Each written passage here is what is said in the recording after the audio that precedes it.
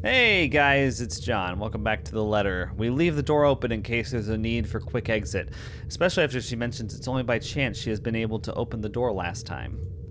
We can't waste time finding the switch again on the occasion something goes terribly wrong. Horribly wrong.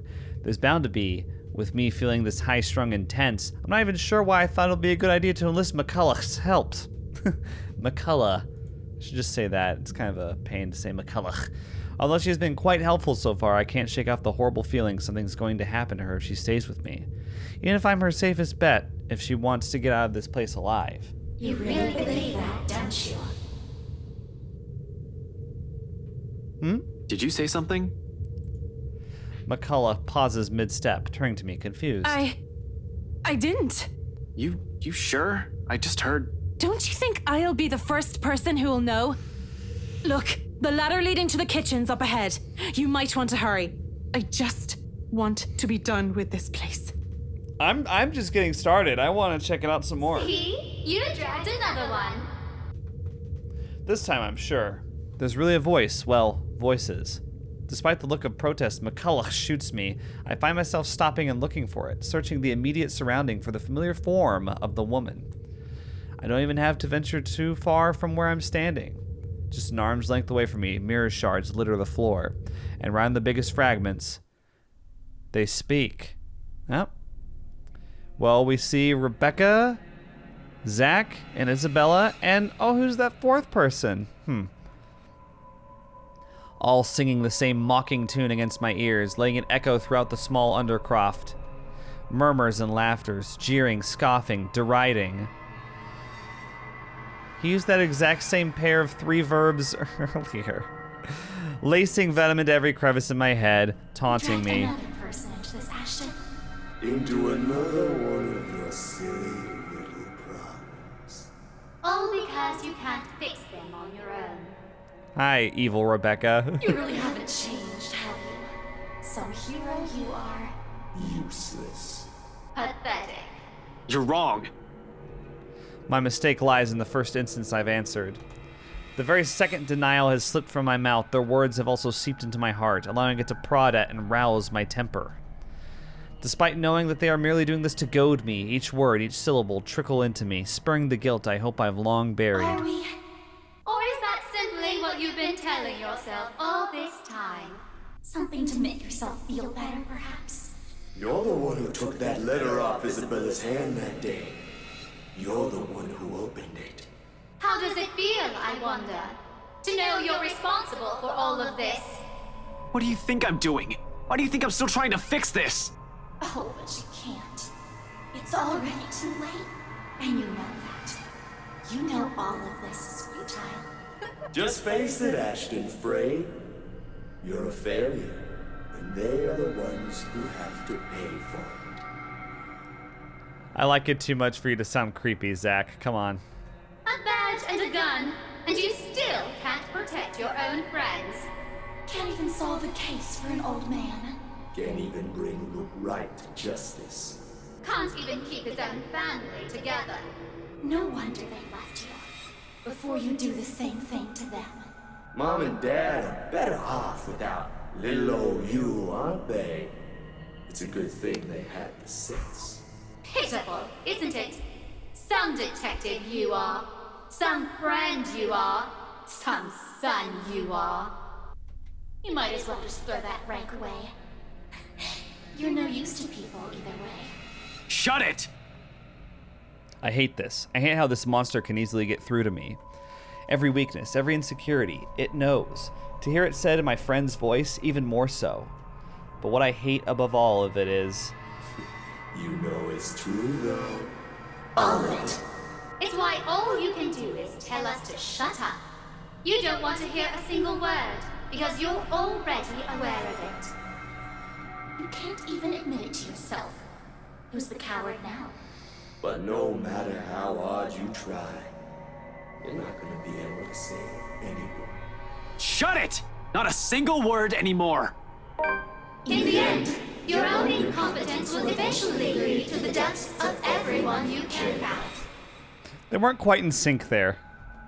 It laughs, sharp and piercing. At its sound, something in me snaps, a rage hastily unfurling, red filling my vision. The next thing I know, I'm raising my hand and something grabs at my wrist, followed by a buzz as another voice breaks through the haze. Don't listen to it!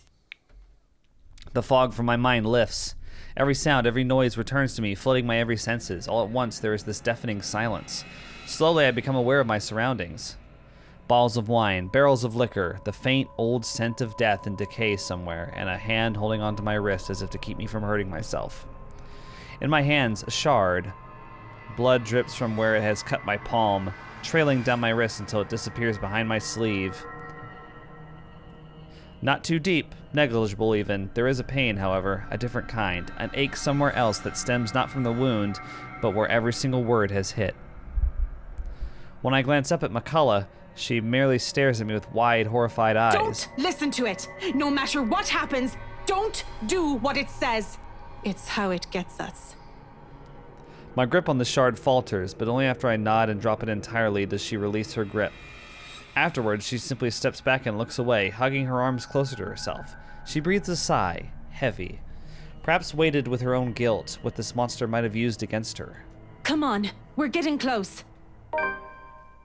She walks off without another comment, but there's worry in her as she gives the fragments one last glimpse.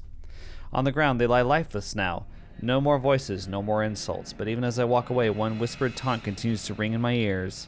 It's useless, Ashton Frey. You are going to die. And you are going to die alone. A fear, one that has been long kept in the darkest place in my heart, one that a small part of me wishes for. Okay, let's take a look at the... Okay. The trapdoor swings open without much fuss. It isn't even locked, probably left open for when Wright asks for some midnight snack. I make sure the coast is clear, of course, before I pull myself and help McCullough up. The butler of theirs is nowhere to be seen. He's probably sleeping, attending to his master, or doing some extra late-night work before turning in for the night. Meanwhile, Wright won't touch anything to do with menial chores, not even with a 10-foot pole. It's next to impossible for him to leaguer here. No servants, no anyone. And just as easy as that, we're in. Gently, I close the hatch. If things go well, the same path will be our way out. If our luck doesn't hold, that's not an option now, is it? I have people waiting for me. I really don't want to think about what might happen. Sometimes it's best if we simply revel in the little victories. They're great blessings when everything else is going against you. And in a place like this, fraught with unknown dangers, it's a feeling that lasts only but a second.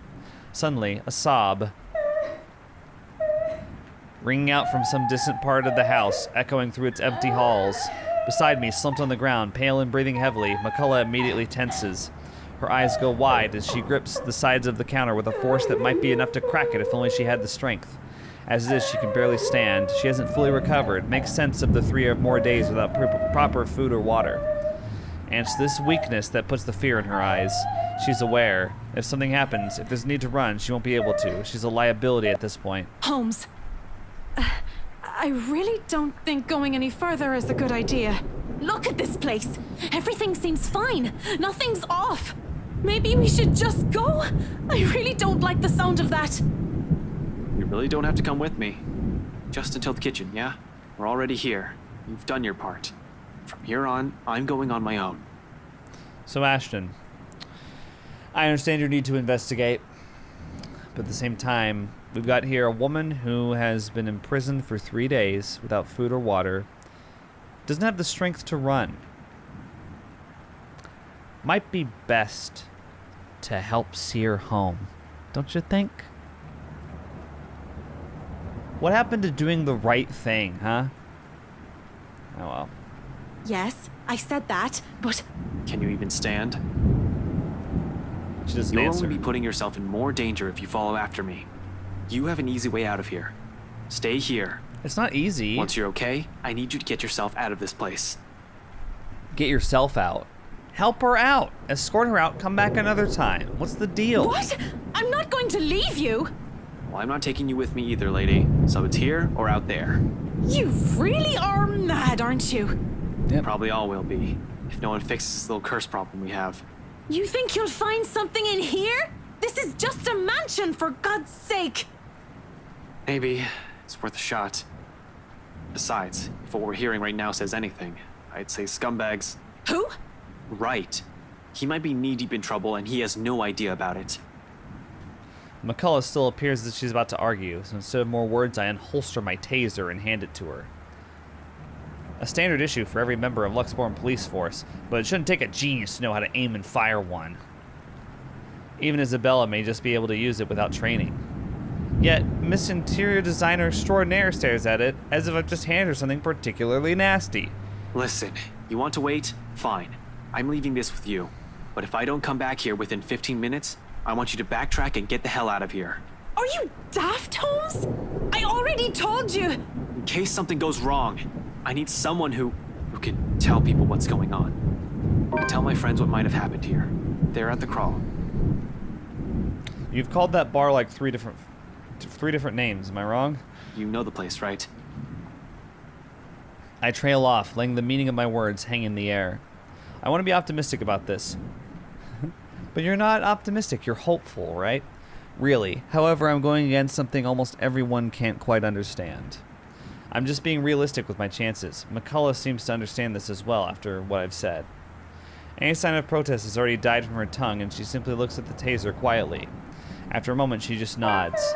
Beyond the walls of this room, the cries continue to grow louder, and I take it as a sign to leave. Without another word, I slip out of the door. Okay. Like a siren call, her voice beckons. Finding out who that is seems to be a good place to start as any. I keep to the shadows for the most part. Not that there's any need to. The entire place just feels empty. Odd when a house this big should have a large staff. You'd think there will be one or two roaming about for some late night chores or someone seeking out whoever's creating this ruckus. There's none, however. Shouldn't they have security posted inside as well?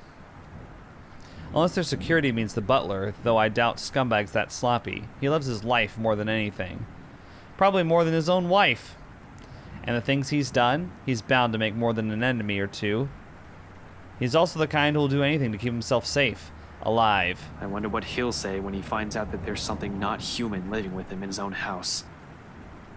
Potential dangers aside, being on my own grants me a greater degree of mobility, which I'm more comfortable with.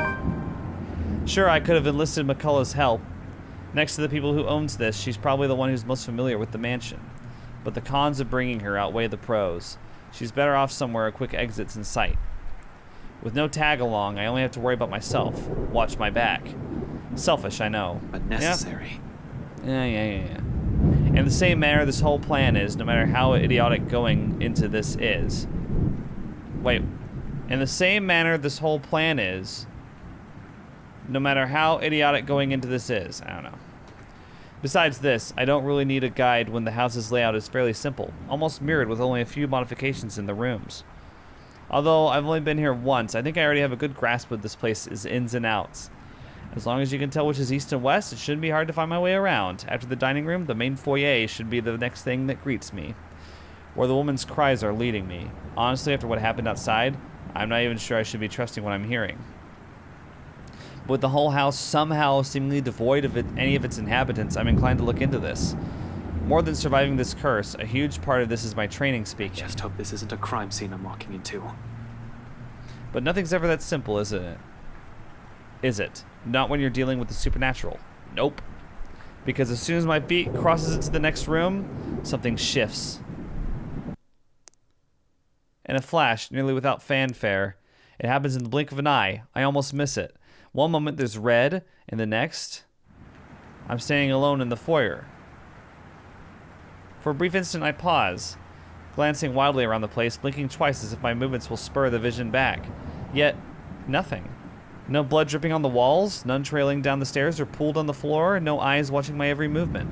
Only the same cries gradually growing in intensity the longer I dally, along with a voice. Mother. It's saying something other than help me. Wow. Desperate. Where are you, Mother? Is that Hannah? Pleading. Mother, please. I don't want to be alone. Coming from the same direction I've heard the cries from. Upstairs. The place is not entirely empty then. A better question now is who? Definitely not Scumbag or the butler. I've yet to see hide nor hair of them, and not knowing their whereabouts puts me on the edge. I have to be careful not to make any noise or be seen. Why is that a story update? Maybe the wife, though one can't really tell if it's her, the way the walls echo her voice. I'm sorry, I have to take a look at this. What story update was that? Are we still here? Usually it tells you the story updates, like, whatever. Nevertheless, it pushes me to move. Taking almost 2 steps at a time, despite the sickening feeling that something's lurking behind every great shadow, every small corner I pass. As if the house has several eyes watching my every movement. As if something alive dwells beyond the walls itself.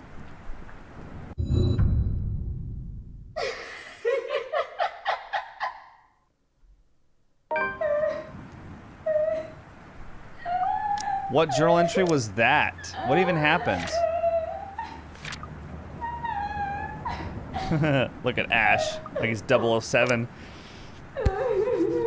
I try to shake it off, but the uneasy sensation has already made home at the pit of my stomach, dread, and it only grows deeper the closer I get to her. The relative emptiness of the place doesn't help either. Neither does the harsh wind battering the windows, nor the sheets of rain pelting down the roof. For a fleeting second, I find myself wishing for Scumbag to simply show up. I don't get too far down into that train of thought. Abruptly, the cries stop, replacing it with, Please. She's here. She's here, Mother. She's going to take me. She won't leave, Mother. Mother. I don't want to go with her. Tell her to go away. Mother! Mother, she's here! Help! that can't be good. Yeah, duh. Adrenaline overcomes me in a rush. Oh no, he's gonna do something stupid. And no 2 heartbeats, my feet's already moving before any sense can catch up or doubt creeps up to me. My hands ready at the holster as I hastily set off for the far side of the hall. One alarmed footstep after another while struggling to keep that sense of panic at bay. A door lies ajar at the end and coming from the floor above. She's going to hurt me! Help me! I do not hesitate, moving in despite the lack of light, the steep stairs, or the thick layer of dust kicking up with my every step.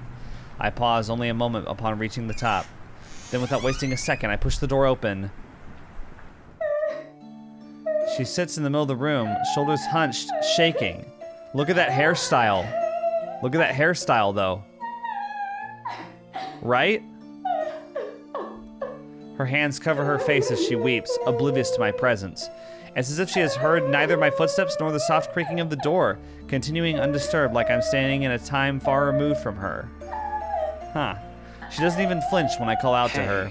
Are you all right? Mother, I've done it, Mother. Take me with you, please. I got an achievement there. Wails in the night. Still hear her. She's here. Help me! Help me, please! Belatedly, I notice the blood on her hands. If it's the same one drenching the whole attic, I'd rather not know. How the whole room has ended up like this is the least of my problems at the moment. Even the single human body doesn't have this much blood. So, bodies? The thought sends an unpleasant twinge in my stomach. Does Wright even know about this? He's bad news, all right, but this is beneath him. He'll definitely balk at first sight of it. Anyone will. Yet the woman lingers here, unmoved by the sight, letting her sobs fill the room, repeating the words over and over like the prayer of salvation. To whom? The mess of parchments she left on the floor? Just what the hell is happening? Lady, are you? The rest of that question never makes it out. I don't even see it coming. Should have been more aware and on guard, really. But there's little I can do when a well-placed blow to the back of my knees makes me stumble. The momentum sends me reeling forward.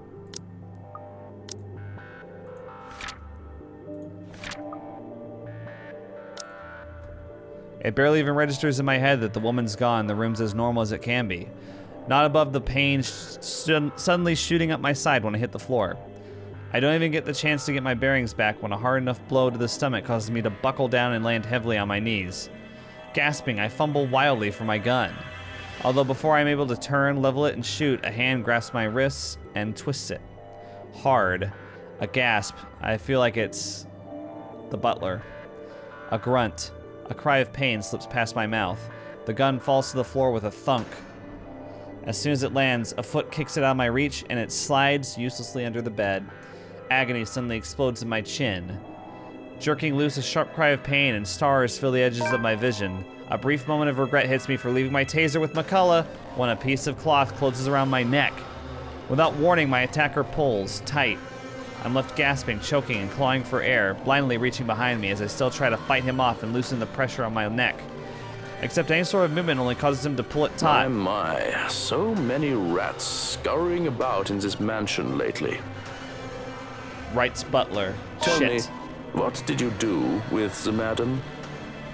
I have no idea what he's talking about. Does something happen to Hannah Wright? Go! You asshole! Now, Dummkopf, you're in no position to be rude. Last time I checked, I'm not the one breaking into other people's homes. Now answer my question.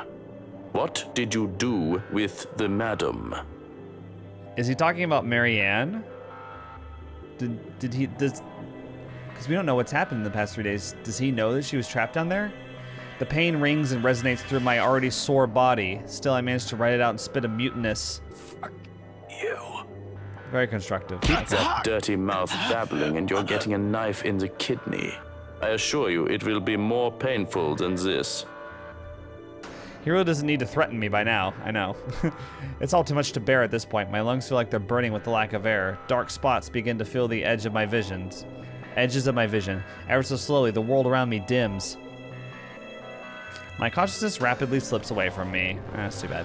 And without meaning to... Get away from him! Hearing that voice, it's as if I've been doused with a bucket full of ice-cold water. Familiar. Too familiar. Yeah, it's Isabella. And more importantly, it shouldn't be here. I shouldn't be hearing it here. She shouldn't be here. Immediately, my eyes snap open. And right there, right on the attic's doorway, stands Isabella, of all people. A rolling pin on one hand and a standard issue police taser on the other. My taser. The one that you gave to Marianne. She must have borrowed it from McCullough. Where else could she have gotten one? I doubt she's ever used one even. Hell, the way she holds it right now, this guy could easily disarm her in one hit. But there's something in her eyes. Although there's a look of fear in them and her hand shakes, she keeps the weapon trained and pointed at Scumbag's lackey. Untrained or not, she does not plan to leave here without putting up a fight, it seems. Admirable, really, but it's just not something we need right now. I need her to be away from here. I need her safe. But the chances of that happening grow slim with every laughter that slips from him. Oh, this is just getting better and better. The Bratwurst won't be pleased with the number of bodies we have to dispose of today, you know. Interesting. Tell me, how many of you are there? So I can prepare the proper number of bags. Damn it. What the fuck is going on? Why is she here in the first place? Did she follow after me? Who else came with her? Zach? Look at the story updates. Rebecca? Are they all here? Panic surges within me. She knows how bad this situation is, but does she really have to run in here and expose herself like that? Does she even know how to use a taser? For fuck's sake. More than worrying for my life, it's her I'm concerned about. Getting strangled, dying by choking isn't part of the plan, but her following me here isn't either. This is why I prefer to do things alone. This is why I'd rather be the only one taking the consequences. I don't even want to think about what this bastard might do to her after he's done with me. Though my voice comes off nearly a croak, I try to tell her as much. She has to leave. Stay far away from here and these people. Don't! Damn it, Isabella! Don't say her name. If you want her to run away and stay far from these people, don't say her name. I mean, he might not recognize her in the darkness, so... Get out of here! Another bout of pain erupts in my side, cutting off my words. A cry of agony bursts from my mouth. I can taste blood in my tongue as I heave, attempting to get in as much air despite the towel still coiled around my neck. Ash? You're going to lose air quickly that way, Dummkopf. Better keep it shut. Get out! Out! Out! Val! Don't be stupid! I'm not leaving you here! He laughs, too cruel, too unforgiving. The way each note beats against my ears, in spite of the warmth in them, sends chill down my spine. This is a man whose hands have already been stained with blood before. Yep. He won't hesitate. I'd follow his advice if I were you, little girl. What could you possibly do with a toy? Just hand it over and be on your way. It'll probably be too difficult for a little girl like you to use. There's a moment of silence. Fuck, I can barely keep my eyes open. But in the next second, though I still don't understand exactly what's happening, Isabella shouts. Not a cry of pain. Achievement unlocked. Late bloomer. Look at her face. Changed. Not a yell of panic, but one that's resolute. Firm. Perhaps in a tone that's leagues fiercer than any I've heard from her before. Try me. Ashton, duck! Duck? He's getting strangled right now. How's he supposed to duck? Whatever. More out of instinct and a desire to survive, closing my eyes before my mind can fully process what's going on. It all happens in a blur. The telltale sound of a taser being discharged resounds through the room. The air crackles. Something whizzes by, almost too close to my ear. Wonder what it could be, followed by the thud of something blunt connecting solidly with another object. The next thing I know, the towel strangling me has started to loosen. I collapse on the floor, dazed and gasping for air. Let's take a look at that journal entry. I wish it would just open to where it updates. I wish it was just open to it instead of to this every single time. Okay. From my peripheral, through the haze of blood rushing and sound slowly filtering back. So, okay, let's start over. From my peripheral, through the haze of blood rushing and sound slowly filtering back, the butler buckles. Still not a very good sentence. He spasms once. Then, without much fuss, falls face first beside me. Knocked unconscious by 50,000 volts of electricity and a fucking rolling pin. Wait, she hit him with the rolling pin too? He'll be out for a while. I have no idea whether I should laugh or cry at that. Somewhere in front of me, my oxygen-deprived brain vaguely registers Isabella's form. She slumps on the floor, also breathing heavily. Right next to her trembling hands, both the taser and the rolling pin lie useless and forgotten while the mood in the room eases. A long, gradual process of the tension lifting. For countless seconds, we remain quiet, with only our short gasps and sighs to fill the silence, allowing the adrenaline ebb away and both our breathing to slow. Not a true repose by any means, but simply a brief respite. There's still the curse. We're still inside the mansion, in imminent danger. We still have no idea how to fix this. Outside, the rain seems to only intensify. Lightning flashes fleetingly somewhere, white and piercing, and the sky rumbles. No rest for the wicked. I stir first, once recovered, having regained some semblance of sense and strength. Breathing still hurts, but it's bearable, as is moving. Although every small motion causes a wince, there will be bruising tomorrow. I can manage. Retrieving my gun from under the bed is easy, but only with some effort am I able to drag an unconscious man to the far end of the room, snapping one end of a handcuff on his wrist, while fastening the other on the bed frame. That should keep him restrained for a few hours in case he wakes up prematurely. All through this, Isabella stays quiet. In fact, she hasn't even moved since. Her hands still shake and taking in long draws of breath while she stares vacantly in front of her, almost as if she's in shock. Perhaps she isn't even expecting any results, spurred only by some kind of desperation. Now it's sinking in. Unfortunately, we need to get moving. We don't have time to wait for everything to register in our heads. Kneeling in front of her, I give her a light shake. Belle, we need to go. We can't stay here. Slowly she turns, staring at me with wide eyes. Worry flickers briefly in them along with something ineffable. Then, without warning, she lifts a hand and slaps me right across the face.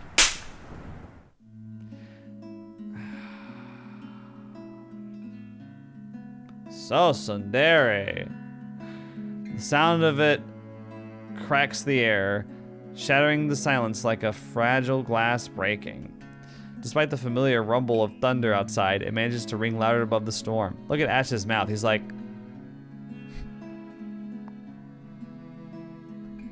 I don't even know what hit me until my head has already snapped back and my cheek stings with her anger. And it is anger. In spite of the stillness and the lack of words afterwards, not fuming though, never fuming, but the kind that burns lightly and soundlessly. A frustration instead of a seething rage. One that ebbs just as quickly as it flows, and once the tide subsides, there's only that gleam in her eyes, warm, steadfast, and unflinching.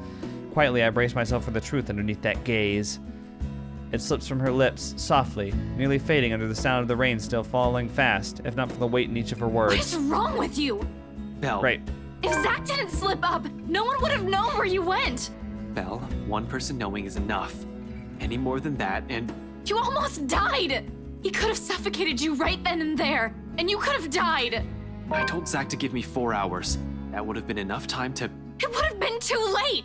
And by the time anyone ever finds out, you're already fertilizer! She trails off, drags one indrawn breath after another, a brief lull as her frustration finally gives, dissolves into something more pensive and somber. Her shoulders droop, and though her voice rises hoarse and heavy in her next words, there's only certainty. You count too, you know. When I said, that night when I told you I don't want to lose anyone anymore, that includes you, alive. We're still here, Ash. You have us. And once their meaning fall, roar, it does so not with the force of a dam breaking or a raging storm, but with the gentle, steady warmth of a hearth burning, an ember easing slowly, lightly, rising and giving until all that's left is a truth, an understanding, not alone, never alone. Okay. It lingers, even as we both drift back into silence and our words take root, because in the gratitude that swells after is another warmth blooming. He loves using words like warmth. He's used that like a million times to describe their interaction. We've had a lot of journal entries, interestingly. I feel like we haven't even been here for that long. We had like 8 of them. Pleasant, welcoming, like finding home, like finding ourselves in the haze a squall has left, creating something fragile yet immutable in both of us. It's in her eyes, in the way she holds my gaze, unwavering, in the way she carries herself despite sitting amidst a place she fears, in the way she keeps herself from trembling and falling apart, because fear is inconsequential when people she cares about are at risk. A change. She realizes that now, holds on to it. Another little thing, another small thing from her that may go unnoticed and pass by quietly, but will eventually amount to a lot of things. Tiny gestures that mean nothing at first, but began to matter to me one day until, despite myself, a small smile slips from my lips as the small warmth from earlier unfurls in my chest. Unhurried, familiar, and bright from all these years I've carried it, but I've never given the words for it. Stop smiling like that, Ashton. I'm not done scolding you. You're wasting time right now. But this time they come easy. I heard all of it. Don't worry. Are you really okay? That guy hit you a little too hard on the head. Here, let me... I reach up just as she extends a hand towards my face, catching her wrist in a light grip, drawing it closer and folding her hand in between mine. Oh no, what's happened? This is not the place for it. This is not the place for this to be happening. Although her expression does shift into mild confusion, she does not pull away like I'm expecting. She simply stares at me, searching. For her to allow a gesture from me that's perhaps too close, it tells a lot how far things have already shifted in the past few years. Cradled in mine, her hand still trembles. Most of the tremors have already subsided by now, though I doubt it'll fade away this soon. Even as I trace the lines of her palms in what I hope is a comforting gesture. I'm sorry. No. For what? Is this about what happened tonight?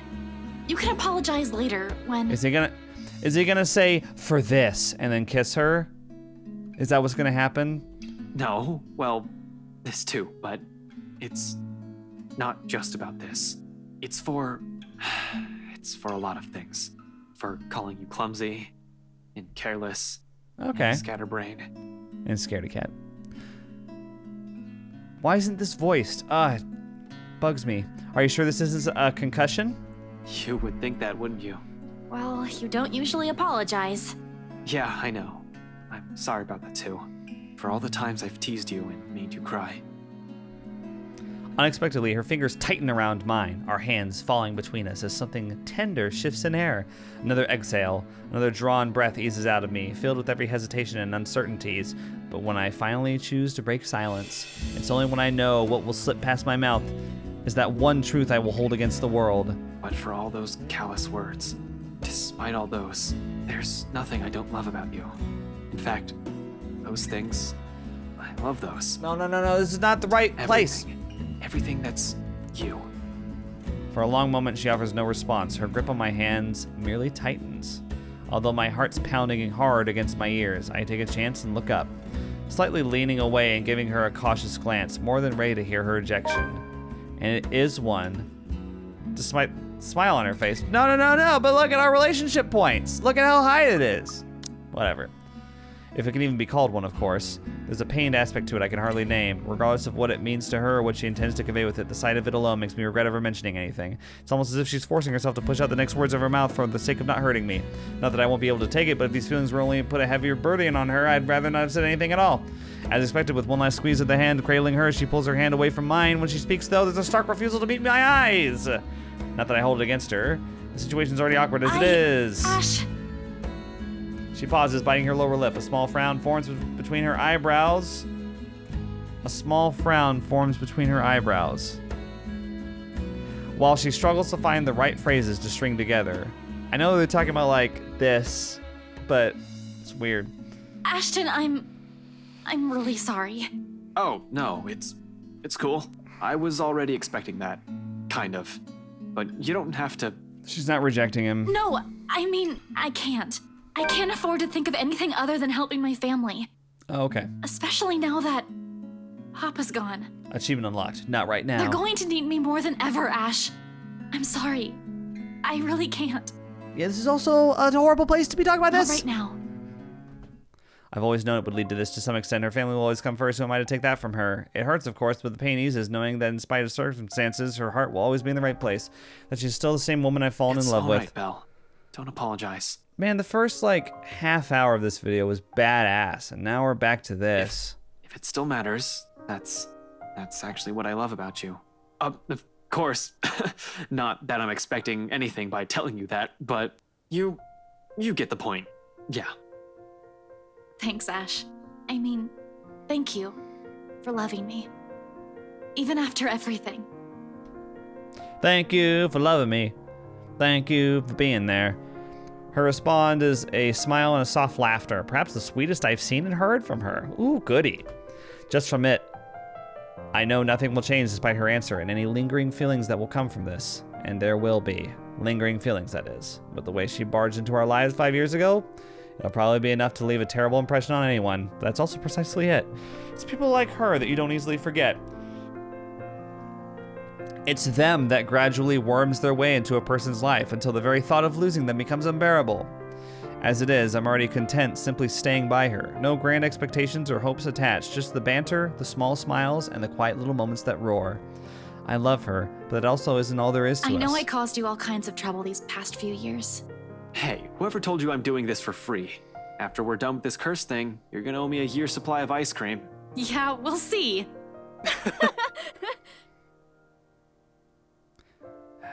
Another laughter, this time from both of us. Then she hits my arm with a light punch. Familiar, warm, bright, and hopeful, much like everything about her. What are you going to say next? She has mirth to her or something? And it is strength enough to keep me going as I lead us both out. Okay, thank you. Let's take a look at the journal entry. How many journal entries are we into this day? This will be 11? Not right now. Okay. Power still hasn't come back when we make our way downstairs. Tricky, considering the stairs to the attic are a bit old. One misstep and anyone might end up slipping and falling. You're lucky if that's all that'll happen to you. With the stairs this steep, a broken neck is a likely outcome. Thankfully, Isabel is here to guide me through the darkness. She knows this place better than anyone, after all, in spite of all the misfortunes it has brought to us. Careful, the floorboards over there aren't very sturdy. Right on cue, the same board I'm stepping on creaks and suddenly breaks, the pieces falling somewhere with a dull thunk. Oh, shit. Scumbag wouldn't be too happy about that. Ow, my foot. See? I told you so. You never listen to me. They renovated the whole mansion. They can't even replace one tiny part of the house. Why don't you file a complaint to BRC then? Well, let's joke around. I'm sure they'd be thrilled to hear it. You know it was such a rushed job. Outside, the winds have intensified. Even from here, I can hear the gusts battering the window in the attic. It makes you wonder why up until now, the only person we've encountered from this house is the butler. Although to some degree, that makes sense. He is in charge of running the place. Where are the other servants, though? In the storm, wouldn't anyone want to stay inside? A likely assumption is they're all asleep. There aren't any more servants, though, that we've met, right? They've talked about hiring more servants, but we haven't seen any. The route I've taken doesn't really pass by the rooms they've likely assigned as the servants' quarters. However, they've also heightened security. I brushed it off earlier, thinking they'll be posted a lot closer to where the master's rooms are, but the second floor is devoid of anyone as well. As if every inhabitant of this place has suddenly disappeared overnight. More importantly, where's that scumbag? I don't like this. I don't like this at all. The fact that we're here right in the fucking middle of it makes me all the more queasy. And that feeling only escalates once we reach the landing and Isabella swings the door open. She pauses abruptly right in the doorway that I almost ran into her. A look of confusion in her as she looks wildly around the place, wordlessly taking in her surroundings. With each turn and shift of her eyes, her shoulder only grows tenser and a look of apprehension slowly dawns on her. Isabella, what are you... We aren't supposed to be here. Sure enough, when I look up, we're staying right in the kitchen, pots, pans, and all. What? No, why are they here? Ah! In one corner, Zach and Rebecca watches almost as surprised to see us. McCullough is also with them. Of course, she didn't listen to me, even if I've already exceeded the 15 minutes we've agreed on. Okay, I'm sorry, but I gotta look at... Why is it stopped here? Why is my route stopped there? Look, the red, it stopped right there. I don't understand. Wait, what? It, like, skipped all this. What the hell? Okay, so we're way up here then. Oh no, we might finish this chapter. No, not in this video, probably not, right? Interesting, it's like everything is like, is this person alive? Is this person alive? There's like multiple butterfly effects. Interesting. Oh no, yeah, we'll see. Whatever. It's weird that it skipped right there, right? Although color and strength seems to have already returned to her, enough for her to be able to stand unassisted. The empty plate on the counter appears to have played a part on that. Good news, I guess. As for the other two, however, relieved as I am that they've had the sense to wait and not venture deeper into the mansion, I can't keep but roll my eyes at both of them. Zach, I said 4 hours. It doesn't matter what you said, Ash. Come on. I know, but Isabella asked and... Come on, bro. You know I ain't a very good liar. And it didn't even occur to you to stop her? We all tried, all right? She was out the door before we could say anything. And how did you guys even get in here? All three of them exchange a look. One that I absolutely don't like. In the end, it's Isabella who speaks up, albeit with a bit of hesitation. We heard someone scream, Ash. It led us here. Without warning, the door behind us slams shut. We need to get out of here. Screw right. I need to get these people out of here. Luckily, we're in the kitchen. We have 2 ways out. The back door and the cellar offers. Oh, is it a choice? Except the hatch won't budge when I pull at it, and neither does the back door. Okay, so we have okay, go out the front. As if something has locked it firmly on the other side. Zach also gives it a few tries, but even with the big guy's strength, it won't open. There's a long bout of silence in which we simply look at each other, likely sharing the same thoughts. We're trapped. Something or someone has intentionally led us here. Fuck. In that same moment, once realization dawns in, something shifts again. Blood. In every nook and cranny, over every surface, and every inch of the floor. This time, unlike the first one I've seen, it remains, and gradually the whole room begins to reek of that familiar metallic scent. Sharp, suffocating. Around us, every object...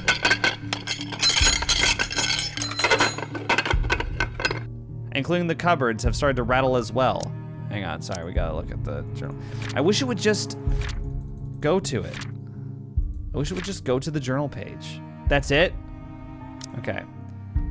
The sounds from outside, foreboding rumble of thunder, and even the howling winds have begun to fade away, replaced by whispers, shouts, and cries of pain. Though inaudible, each beat and note bombards every crevice in my head. It never says in my head. Every crevice in my head with vague images and sounds.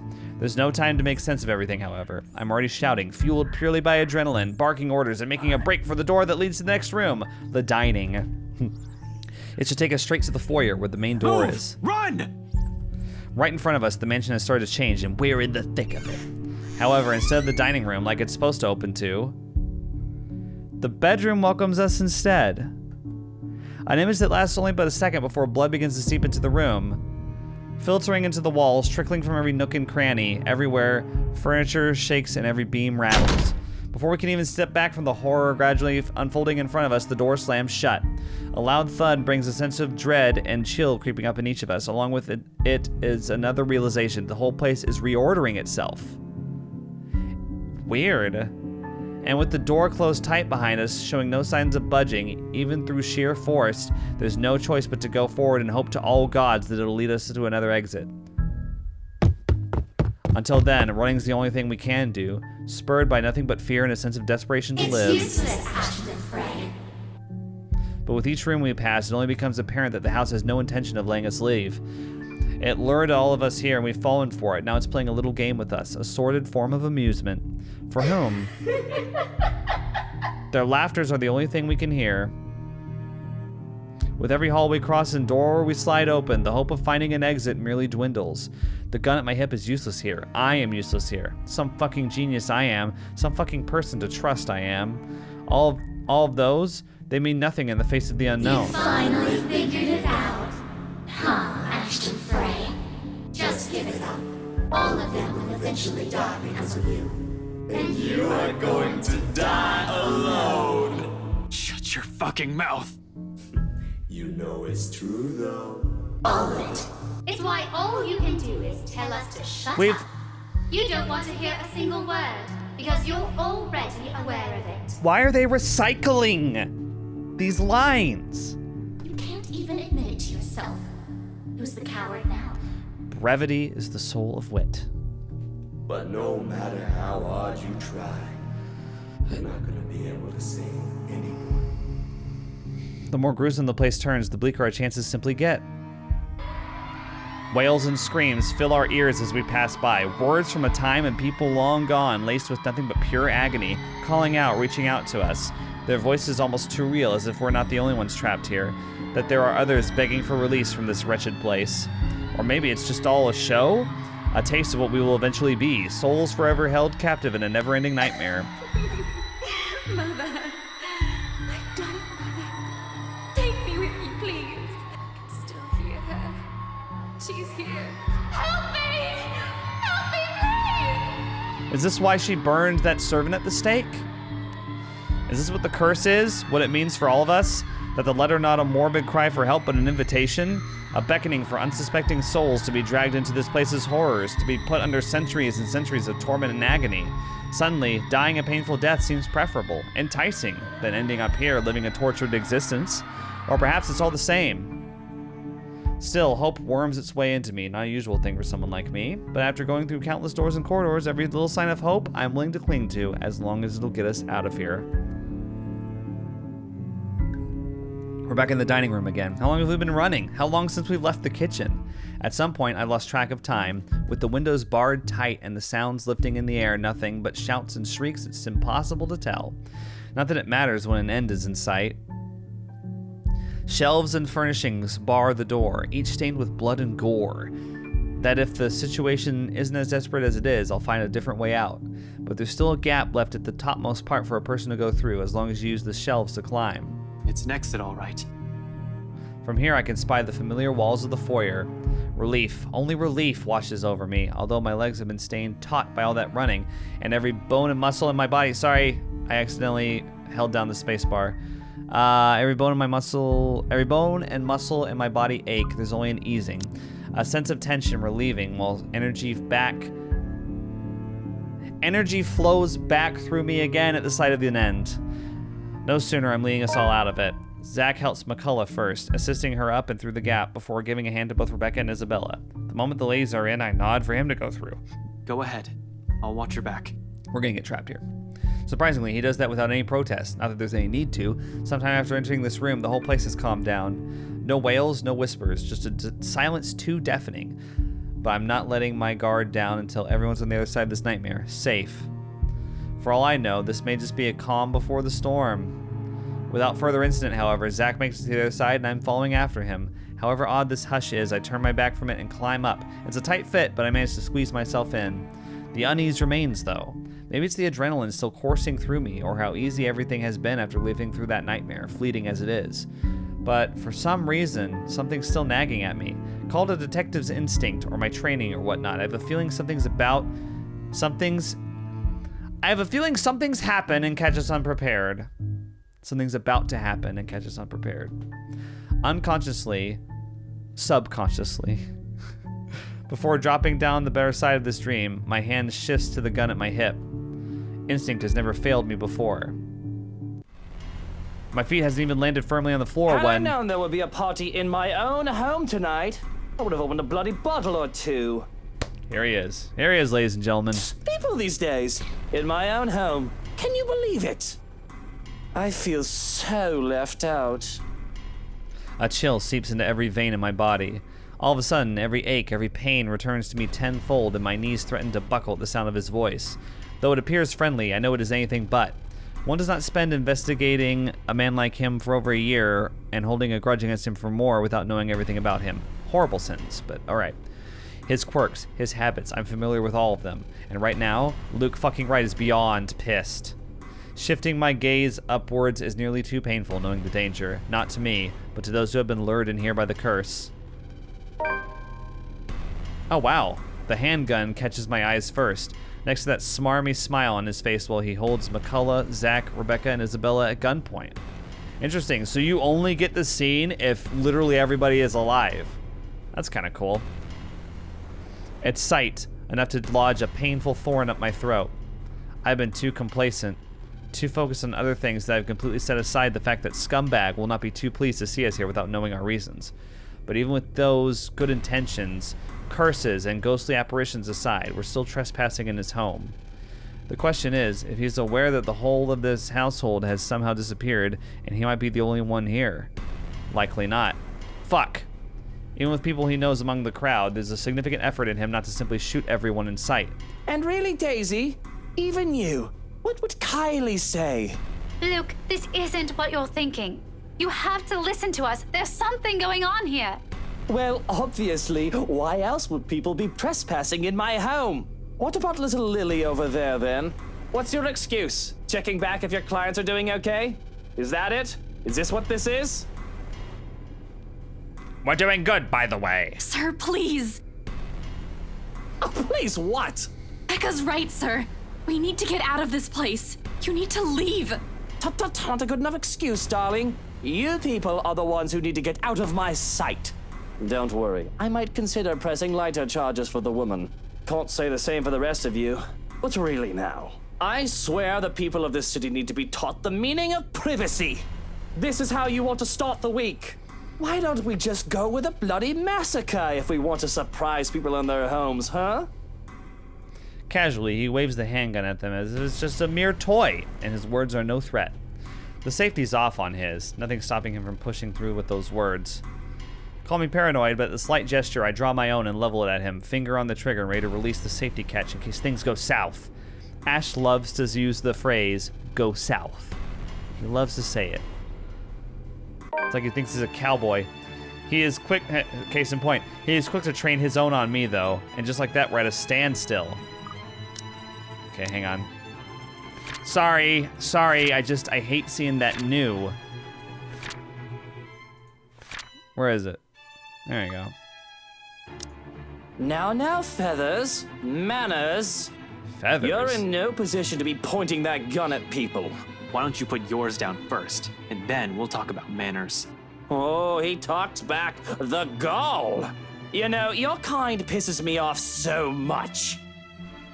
Shooting him right now would be so worth it with the way he stares at me like I'm a damn pest, but this isn't what I've come here for.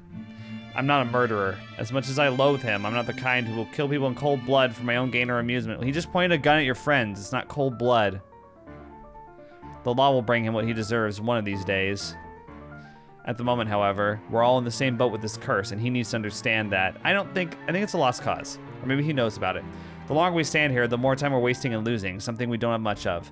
But how can I convince him? This scum is so full of himself, prefers to hear the sound of his own voice more than those of the people around him, no matter how much sense they make. Probably the only way I can make him listen is if I beg. No way in hell that's happening. Okay, well, I guess we'll just toss that out the window. Maybe I should eliminate the immediate danger first and disarm him. Disarm him. Sorry about this. I really Easy. don't have time for you. I don't think twice. Within the span of a heartbeat, I'm moving and pulling on the trigger.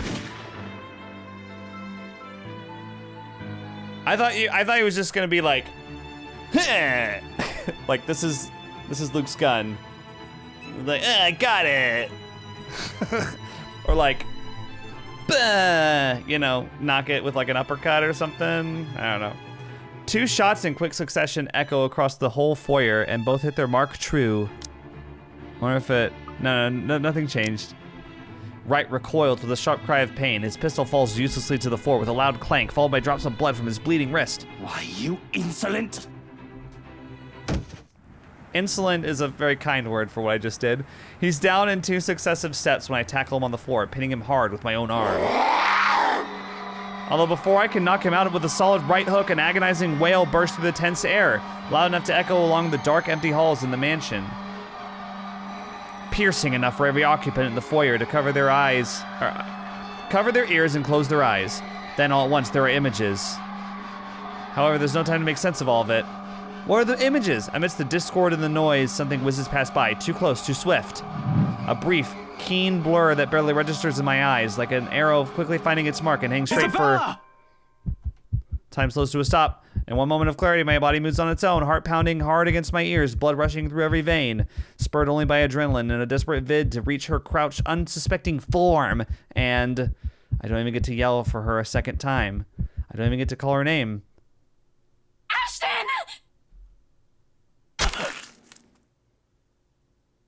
Did I die? Ooh, did I get Ash killed just now? An acute pain burst through my chest in the next instant. All of a sudden, everything around me feels too sharp. Every edge, every point. Even the act of drawing a deep breath alone stings and burns my lungs, while an intense ache slowly spreads throughout my whole body. Numb. I feel numb. A hand comes away bleeding, shaking, while I can only let out a wet, ragged laugh. Soon, without warning, I'm going down on my knees, and the whole world is pitching sideways. An arm, warm and welcoming, is on me the second I stumble back, catching my fall. Isabella has always been warm, after all. Great. So I guess here it shows either Isabella or Rebecca, depending on who you have a higher relationship with.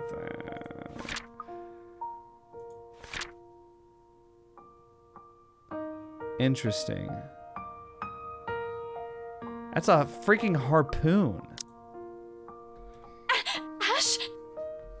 Her hands are shaking, her lips are quivering while she looks at me with wide, fearful eyes. I assume if we begged Luke, then we would have had him survive. Tears have started to form at their corners, threatening to spill at any moment, and a pang of regret hits me at the sight of it. Ashton? Even for the achievement unlocked to a sudden end, ooh, even for the last time, I can't even give her a reason to smile. You're crying again. Don't give me that look. Told you. Doesn't suit you. Cautiously, despite the stabbing aches shooting up at every movement, I reach a trembling hand up to wipe them away. Crying has never looked good on her after all. My arm never makes it far, however. Midway, she meets my hand, catching it in a light grip, as if she's all too afraid I might break, though I already am. Just slowly. The pain is easing. Everything's going cold. Shut up, Ash! Don't move, all right? Stop talking! We'll get you a doctor. Someone! Just stay put. Just stay put, okay? You'll be fine. You'll be fine. I'd like to agree with her on that, reassure her, but I've gone through a lot, survived a lot of shit. It doesn't take a genius to figure out what I'm done for. Whatever hit me, a hole to the chest is fatal enough. I don't think I'm going to bounce back from this. I'm dying. I'm sorry. I should be afraid in this moment, yet I'm not. No fear. No dread. Just an acceptance, and a deep regret as she appears before us, her voice echoing throughout the foyer. I knew it! At the top of the staircase, Hannah Wright stands there. Pale as death, an expression eerily calm. I can't help but think there's something wrong. What, really? My gaze darts around, wary of her, but soon enough I realize what's wrong when she speaks. She's wrong. I told you, didn't I? Achievement, death smile upon you. Everything you're doing is useless, Ashton Frey. And now, you're dying. Meddlesome fool. Hannah?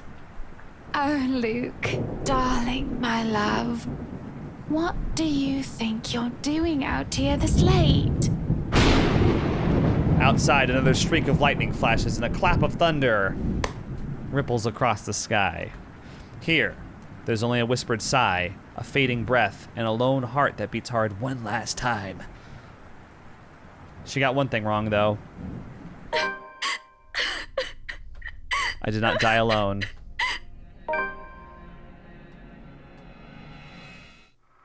You've unlocked a memory fragment. This is only the second one that we've unlocked. Okay. So, hang on a second. I have an idea because, okay, so remember when Zach died and I was like, do you guys want me to save him or like, what do you want to do? So, Ash is dead right now, but like we've had everybody live up to this point, so I kind of want to see what happens when everyone lives. We've only got one chapter left and it's Luke's, right? Huh. Pun. So I'm going to I'm gonna reload this choice and just see what happens when I pick the other one. And I'm not sure. I might keep Ash alive just because, like, what does it matter at this point? Like, this is literally like the climax of the game, right? So let's see what happens when we beg him to listen.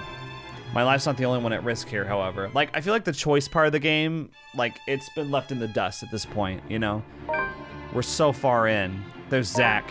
There's Rebecca. There's Isabella. McCullough's here as well. We're all unknowing victims to this fucking curse. I'm in no position to pick who to save and who I should simply let die. Well, I suppose my pride can take a few hits and I can set aside my beef with this asshole. There's that sigh. Taking a deep breath, slowly, I lower my pistol. Though still on the edge and at ready, in case he does something, I do my best to assume a less aggressive stance. Listen, right. I need you to... I got an achievement. Swallow your pride. You broke into my house, and somehow, you expect me to listen like a good little boy. Are you a bit touched in the head, Feathers? I'm not the one breaking laws here. Look here, fucker. If I wanted you dead, I could have done it so many times already. In fact, I can easily shoot you down right here, right now. And you won't be able to do a damn thing, even with that gun. Suddenly he laughs, almost howling in fact, like I've just told him the best joke he's heard all his life. The only thing missing is for him to keel over and start rolling around on the floor, all while I do my best not to sock him with the sorry end of my pistol. You have guts, Feathers. You have guts. Why is he calling me Feathers? Did you hear what you just told me? You've just threatened me inside my own house. My own home. Doesn't matter. You know what I'm thinking right now? In another lifetime, we would have probably gotten along well. He's right on that, at least. I might have ended it like him if I didn't have Professor Andrew, Rebecca, Zach, and Isabella, all my friends. One mistake and it would have been too late for me. With his laughter rings all of those possibilities I could have lived, but have never been given the choice. All because I have other people with me, people who care. A sobering realization, but not so much when suddenly his chuckling stops. In 2 heartbeats, he marches towards me, grabs my collar, and aims his gun right at my head. Ashton! Luke, no! Hey, now you two, I'm sure we can all talk about this first. Listen, Zach, he's not gonna listen to you. Oh boy. You were flirting with his wife. At this distance, a slight flick of that finger on the trigger will be able to do more than kill me. What is it that you people really want with me? This is the second time this week, and I'm really getting weary of this little game. Did the NCA send you to apprehend me, or has somebody paid you off to kill me? Which one is it, Feathers? Mind you, my arm's getting tired. Better answer quick if you don't want to beat the business end of this gun. I keep my eyes trained on him in spite of the huge threat he poses right now, because if there's anything people like him, like us, prefer, it's honesty. You don't give that impression without keeping a solid eye contact. I'm not with NCA. I'm just here to help. There's something else in this house, and we're all in danger. You have to believe me, right? You need to let us go. You need to get out of here before it's too late. If you want to keep your sorry ass alive, you'll listen to people with more brain cells than you. Why, you insolent! His finger moves, but I'm prepared. My hand ready to reach up, disarm him, and knock him out. If I have to drag him out of this place unconscious to keep him from suffering the fates of every other person who has died from this curse, so be it. However, before either of us can fire a shot or tackle the other to the ground, another voice echoes throughout the foyer. A small little thing compared to the storm raging outside, it rings above it nevertheless, causing all of us to stop and turn. There she is. At the top of the staircase, Hannah Wright stands there, pale as death, an expression eerily calm. I can't help but think there's something wrong. I realize it's wrong. She's wrong. Oh, Luke, darling, my love. What do you think you're doing out here this late? As if this whole thing can't get any more foobar than it already is. So if you don't know what foobar stands for, fucked up beyond all recognition. I don't know why it's a thing, but it is. That's it? Huh. So we gotta, that's mean. We gotta get to the end of Luke's to see what happens. Ugh. All right, guys, we're finally done with Ash's chapter. That last, like, hour was really nice. That could have been, like, almost the entire chapter as far as I'm concerned. Like, this isn't a bad plot. It's just a bad story. Like, whenever we're dealing with the main plot, I'm into it. I'm ready to go. Whenever we're talking about, like, you know, Isabella, whether or not she's really happy or not, whether her smile reaches her eyes, or like how we fear Rebecca's wrath, I just don't give a shit. Anyway, I'll see you guys in the next video. Bye-bye.